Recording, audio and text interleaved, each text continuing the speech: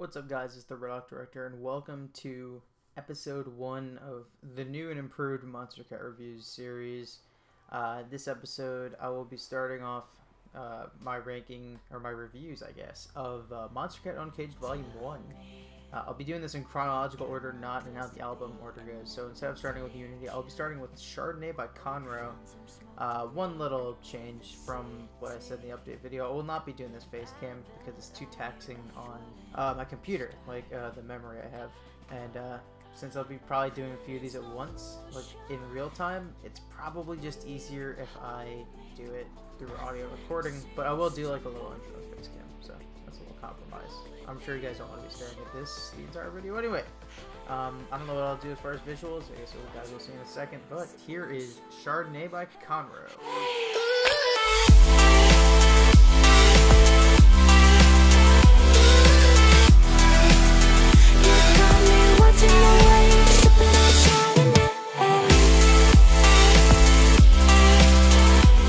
Welcome to the first song on Monstercat Uncaged Volume 1. It is called Chardonnay by Conro.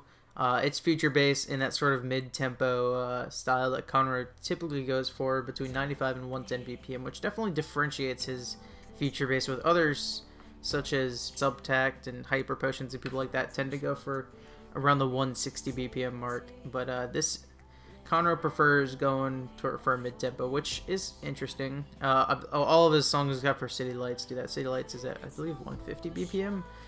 But anyway, this is the first song after rebranding from the old Monstercat compilation album style, with the numbered 001 through 030 alongside Petarep's album art style. It kind of tells a story.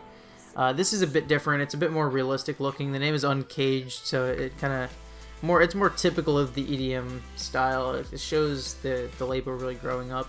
And I think as far as songs that ease the transition, I think this is a pretty good one to start with. Starting with an experimental song from Varian, or a chill song from Mr. Fiji Ouija, or a hard hitter from Pegboard Nerds, I don't think that would have been totally. Maybe the hard hitting one would be a little bit better, but I think this is probably the best song they could have started with, to be honest. Maybe they could have done somebody either older than Conro or somebody like completely new, but I don't know. They could have done worse for sure. Now the song name is Chardonnay, and Chardonnay is a grape type that's used in drinks such as white wine and champagne. And I can't tell you any more because I'm not a wine connoisseur by any means. Another thing I'm not an art critic. However, I will attempt to kind of break down the art here because, and I'll be doing this for every song in Uncaged Volume 1 and every song that has an actual art to it. So there's kind of a two-part album art. Half of it is the outside and half of it's the inside. The outside is mostly just white with sort of gray dots that I guess are supposed to be like the clouds, and are like the same color as the clouds. And at the top you have Conro's logo, the song name, and at the bottom left you have the Monstercat thing label, and it's in sort of a denim blue. And then in the middle you've got clouds with who I assume is supposed to be Conro kind of jumping, I guess. I don't know. This doesn't seem like a really fitting cover art to me. I think they could, if they would have gone for a beach setting, I think it would have worked a lot better than going for this, because this song kind of emphasizes this multiple times, that it's supposed to be very beachy sounding. So the cover art, while I think it looks pretty good, doesn't really fit the actual song very well, and that's half the battle. But anyway, actually into the song. It starts with waves rolling in, and it has faint vocal chops leading into the song, where we get into the off-drop part with a very heavy emphasis on Kara's vocals. If this is a recognizable name, that's because she did a song with Unlike Pluto on Monstercat called Searching For You.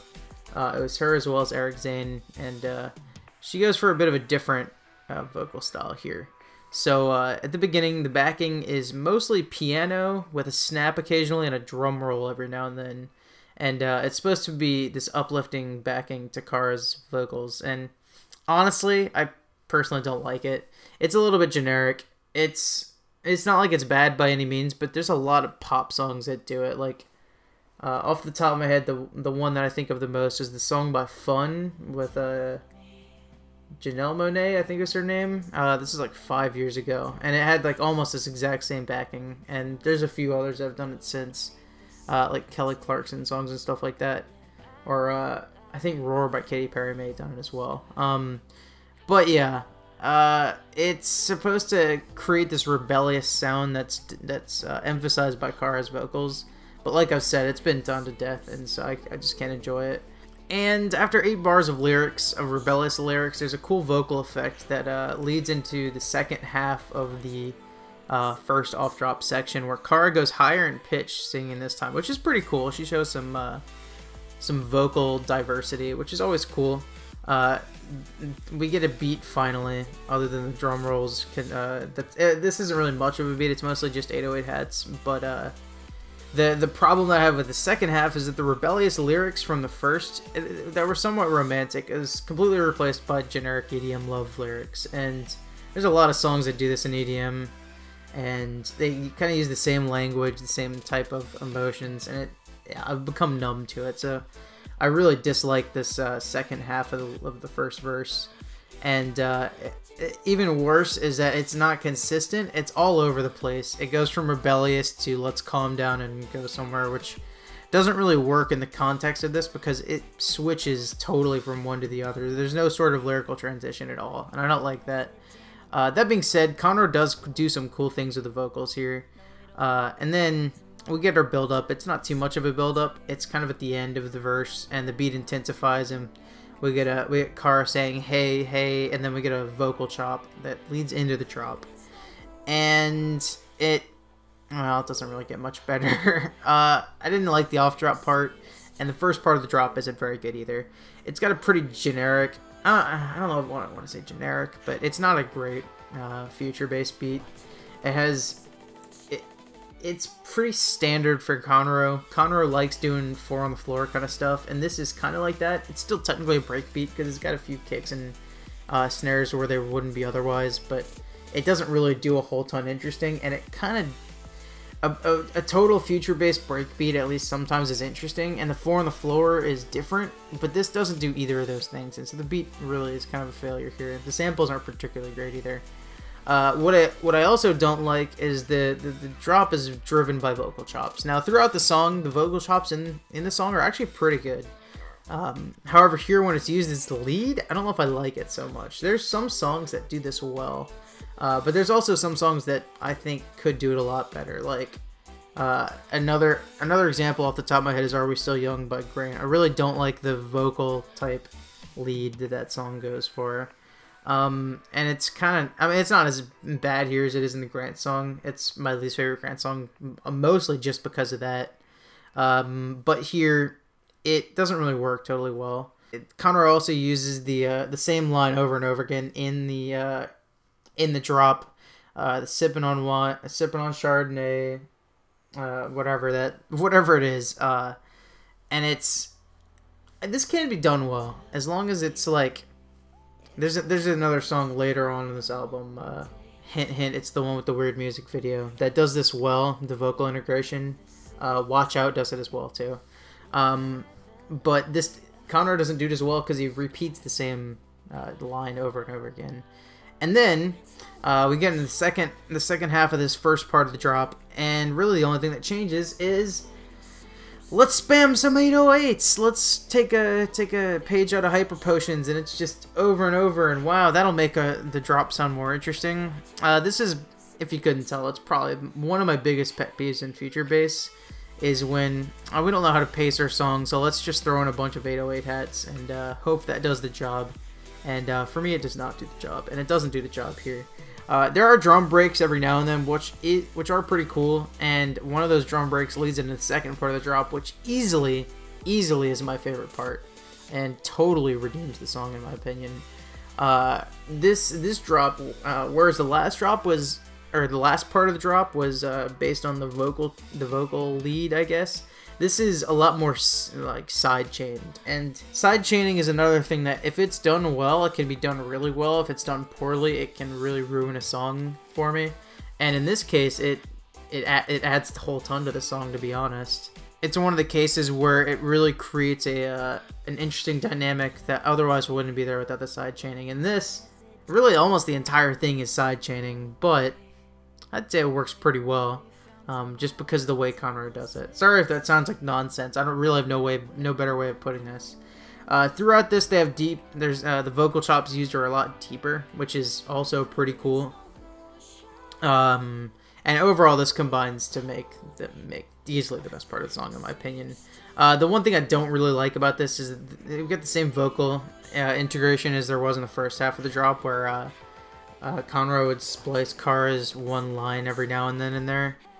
And, well, I didn't like it then, and I don't like it now. But everything else is pretty good. And then we get into the second verse. There's not really a whole ton of a breakdown, because I guess the sidechained part is supposed to be the breakdown. And I guess it works pretty well as that, so I'm not really gonna charge Conro with any sort of wrongdoing by any means here.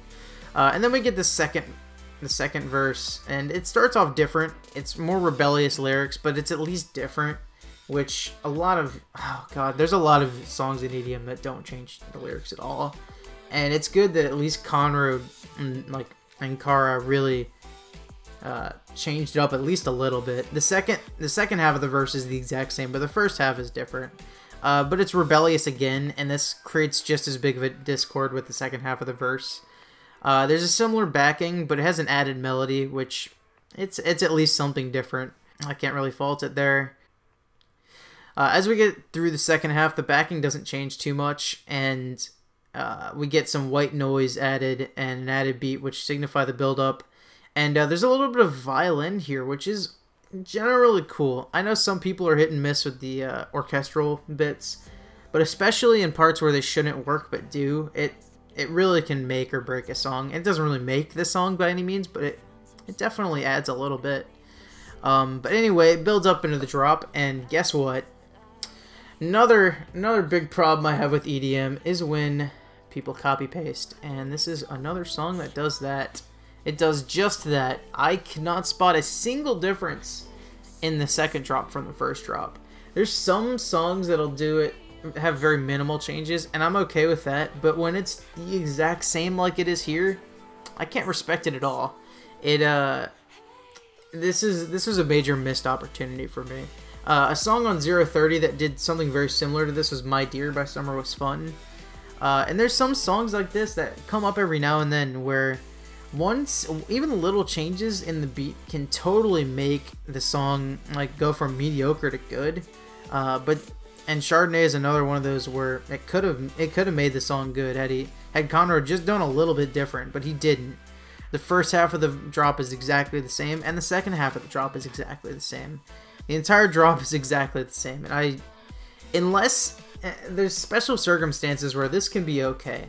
You know, if it's a chill song or a song that's more vocal driven, then it can be okay, but I would say this song, the vocals drive the instrumentation rather than the other way around. The next song we'll be talking about is Waiting on Your Call by Inevo. And I would say that's definitely the vocals driving the instrumentation, or the instrumentation driving the vocals, but here it's the opposite way. The vocals kind of serve the instrumentation, kind of like something like Snowblind by 85. And I can't really make an exception for that because, well, even using the vocal chops differently would have been cool. Anyway, the way the song ends is pretty cool. It's kind of a radio style fade out with deep vocal chops and a very faint melody. And overall, I do like this outro a lot. Outros in some of the older Monstercat songs are pretty minimal, but there's some good ones on this Uncaged album, which I'm looking forward to. So that's it. That's Chardonnay by Conro. It may look like this is a long video. Hopefully I'll do some cutting, but there's gonna be some longer ones. Like once we get to Spectrum or stuff like that are longer or more complex, it's gonna be a bit worse. But there was a bit to talk about here, I guess. So we'll start with the negatives because there's more of them, to be honest. The copy paste that I kind of went on and on about is an absolute deal breaker for me. And like I said, in rare circumstances it can be okay, but in this case it's not. Future bass in general is a genre that the beats can be interesting in, and this song fails to do that. It fails to use the 808s well, and it fails to really make an interesting break beat or use a 4 on the floor. A 4 on the floor can be good too, but it doesn't really do either of those things. The vocals could have been a bit better, and they could have been complemented a bit better as well. Like I said, the sort of generic drum rolls don't really work for me. And while Kara doesn't do a bad job in this song, I think she was better in Searching for You. And it's one on an album, on a compilation album that's really marked for me by a ton of really good vocal performances. This is not one of them. It's not awful, but it's not particularly great either. Because they come off poppy and they sound like something out of a Chainsmokers song, if we're being honest. I made this comparison when I was on MC Review's podcast, and I stand by that comparison. This is definitely a very Chainsmokers-esque song. The lyrics, just as well as the vocals, are kind of all over the place. And it really just, the vocals in this song, I don't want to say they're unnecessary, because the song would definitely be worse without them, but they could have been done a lot better. And finally, the main part of the drop sounds pretty uninspired, and overall, I wasn't a huge fan of it.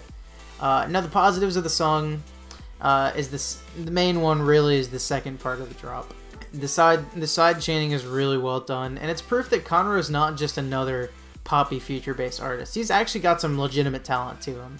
And while he doesn't showcase it in this song as well as he does in stuff like City Lights or Saint or On My Way Up, he still definitely has flashes of greatness in this song.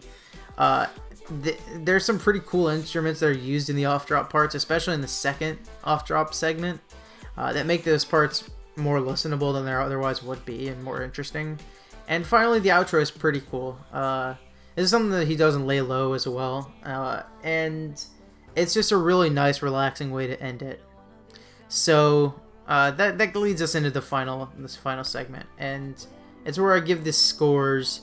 And in this case, I give the song a pretty, I guess you could say a somewhat strong 5 out of 10. It's probably Conro's worst song on the label, if we're being honest. I like his other 5 songs. I'm recording this before I've heard his Rocket League song. But his other 5 songs in the label, which would be The Saint, On My Way Up, City Lights, I Wanna Know, and Lay Low. I like all 5 of those better than this. And this is probably his most mediocre song. I know some people kind of call him out for being mediocre, but I generally never thought that until this song. Because I would say 75% of the song is not good. It's not terrible, but it's not good. However, because that other 25% is actually really good, it basically makes 3/4 of the song a 4 out of 10, and the other 1/4 of the song an 8 out of 10. So that averages out to a 5 out of 10. I honestly, to be honest, thinking about it, I can't really think of a more 5 out of 10 song than this. I'm sure there's one that I'm not thinking of, but it's a weird way to start the Uncaged albums. It's not a total disaster, but at the same time, it's kind of playing it safe. Like I said, this is a pretty easy way to do it. Had they started with like a Doomu song or a Rootkit song, it would be a little bit risky, because if they'd have started with like Ricci's Boom, I think the fan base would have rejected it a bit more than this. That being said, I do think Monstercat did play it safe here. I don't know if that's a good thing or a bad thing. I'm just saying that they did play it safe. And yeah, that's it. That's it for Chardonnay by Conro. The first song and the first single song review I've done on here. Well, the second I did Trainer Battle, but yeah, 5 out of 10 for Chardonnay. Next time we've got Waiting on Your Call by Anebo featuring Park Avenue. And spoilers, I really like that one, so stay tuned for that.